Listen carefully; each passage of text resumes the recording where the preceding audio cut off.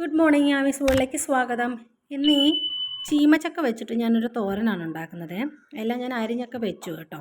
ഇനി നമുക്കത് കടുകൊന്ന് പൊട്ടിച്ച് ഒന്ന് വറുത്തെടുക്കണം. ഉള്ളി വറുത്തിട്ട് നമുക്കതിലോട്ടിട്ട് ഇതെല്ലാം ഇട്ടൊന്ന് ചിക്കിയെടുക്കണം കേട്ടോ. കാണിച്ചു ആദ്യം ഞാൻ ഉള്ളി ഒന്ന് അരിഞ്ഞ് അതൊന്ന് വറുക്കും. സാധാരണ ഞാൻ എല്ലാ തോരത്തിലും അങ്ങനെ തന്നെയാണ് ചെയ്യുന്നത് കേട്ടോ. ഉള്ളി മാത്രം ആദ്യം ഒന്ന് ചെറുതായിട്ടൊന്ന് വറുത്ത് വരുന്ന പോലെ ഇതുപോലെ ആക്കി എടുക്കുക. എന്നിട്ട് ഈ നീളത്തിന് അരിഞ്ഞ് വെച്ചേക്കുന്ന ചീമച്ചക്ക ഞാൻ അതിനകത്തോട്ട് ആഡ് ചെയ്തിട്ടുണ്ട്. അതൊന്ന് നന്നായിട്ട് ഇളക്കി യോജിപ്പിച്ചിട്ട് നമുക്കൊന്ന് വെയിറ്റ് ചെയ്യാം. ഇത് ആവി കൊള്ളുമ്പോൾ തന്നെ അതൊന്ന് വെന്ത് വരും കേട്ടോ.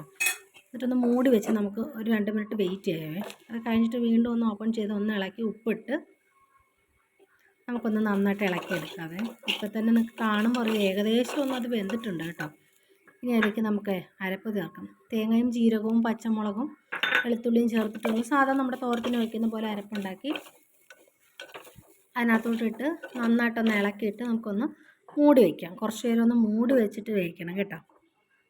ആവി തന്നെ ഇരുന്ന് സെറ്റായി. നമുക്ക് ഒരുപാട് സമയം എടുക്കും. ഒരു 5-6 മിനിറ്റിനുള്ളിൽ നമുക്ക് പണി കഴിഞ്ഞു കേട്ടോ. ഇത് അരിയാനെടുക്കുന്ന സമയം മാത്രമേ നമുക്ക് ആവുന്നുള്ളേ.